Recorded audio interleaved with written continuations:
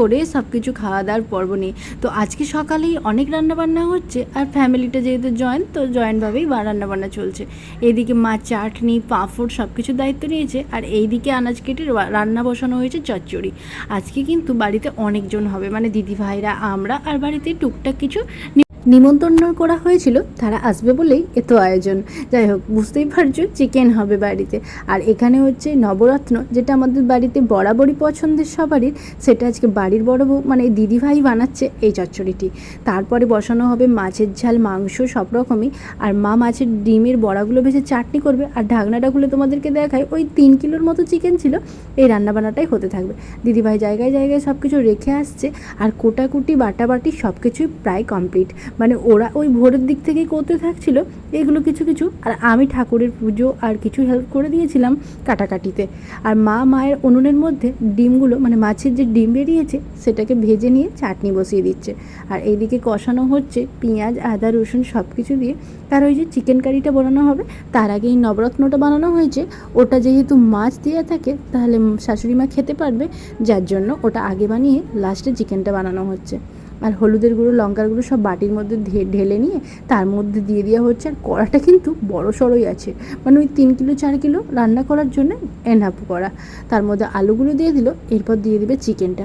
তো চিকেনটা ভালো করেই রাখা হয়েছিল ধুয়ে, ওই তারপরে দিয়ে নাড়াচাড়া করে কষা কষা হবে।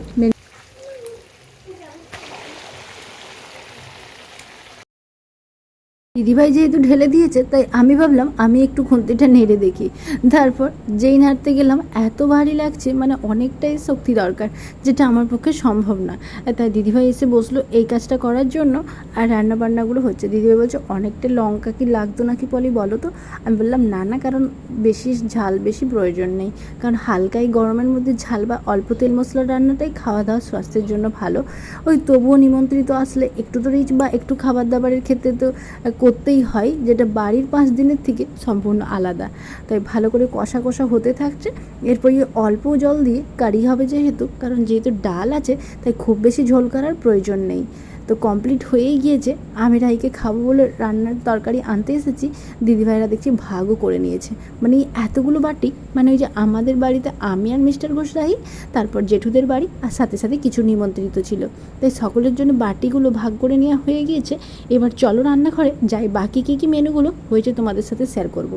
এই যে রান্নাঘরে আসতেই মোমো করছে ডালের গন্ধ, মানে বড় জামবাটি 1 জামবাটি ছিল ডাল, আর এইখানে থালা ভর্তি হয়েছে নবরত্ন, কিছু ভাজাভাজি যাদেরকে নিমন্ত্রিত আছে তাদের দেওয়ার জন্য, তারপর মাছের ঝাল, আর এই হচ্ছে এত বড় হাঁড়ির ভর্তি ভাত। তো সবাইকে থালাগুলোই বাড়তে থাকবে, আর আমি কিছু হেল্প করে, মানে ওই ধরে ধরে দুয়ারের মধ্যে যে বড় আসন পাতা হয়েছে সেখানকে সবাইকে দিতে থাকবো। তো সবাই মিলে একসাথে খাওয়া দাওয়া সেরে আমি আবার বেরোবো আমার নিজের কাজে। নিয়ে এসেছি মিস্টার ঘোষের জন্য ভাত তরকারি, আর এই যে মিষ্টি ছিল, দই আর পাঁপড় ভাজা, সাথে কিন্তু আমটাও বাদ যায় না, সেটাও কিন্তু আমি আমার খাবারটা খেয়ে আমটা নিয়ে বসলাম, খাবারটা কমপ্লিট করলাম। তো বেরিয়ে পড়েছি কাজের জন্য। তোমাদেরকে নতুন একটি ব্লগে অনেক ভালোবাসা দিলাম, আমি সুমি। তো চলো সাথে থাকো, যাই নিজের কাজে।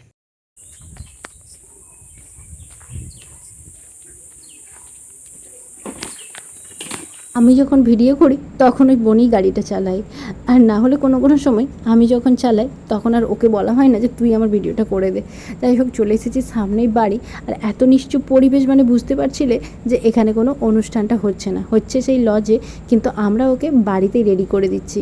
এই হচ্ছে মিষ্টি ব্রাইড, আর শাড়ির কালেকশনটা দেখেছো, অপূর্ব সুন্দর একটা কালার, যেটা সত্যি খুব ইউনিক লিয়েছে, ওই আদি মোহিনীমোহন থেকে নিয়ে আসা হয়েছে শাড়িটি।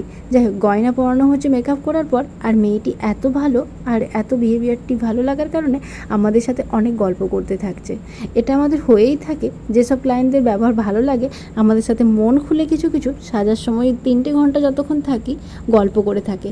আর এই নাকেরটা পরিয়ে দেখলাম ওর খুব পছন্দও হয়েছে, আর লুকটার সাথে কিন্তু বেশ ভালো মানিয়েওছে, যার ফলে এটাই পরালাম। আর ওড়না টোড়না দেওয়ার কোনো দরকার নেই, শুধু ফুল দিয়ে। আর রোজটা দেখেছো, রোজটা হচ্ছে পার্পল কালারের, আমি এই প্রথম দেখছি এই কালারটা, তোমরা যদি কেউ দেখে থাকো কমেন্ট করো তো। আর এই সাথে সাথে ছিল পার্টি মেকআপ, মানে এই বৌদির ননদ যে ছিল ওকেও কিন্তু করেছিলাম পার্টি মেকআপ, তো সেটা নিয়েও আসবো।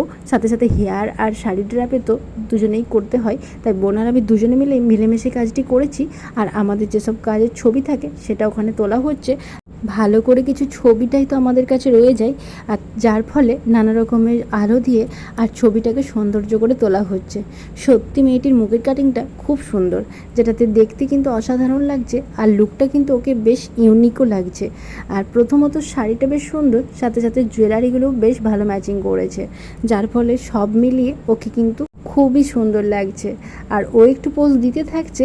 আর একটা রুমের মধ্যে যেহেতু আমিও পার্টি মেকআপ করছিলাম, তো আমার লুকটা নিয়ে অবশ্যই আসবো। আগে ফটোটা তোলার জন্য একটু রিং লাইটটা ধরলাম, যার ফলে ফটো তোলা হয়ে যাওয়ার পর কিছু লাইভ হয়, সেই লাইভটা করে নেওয়ার পর এসেছে পার্টি মেকআপ।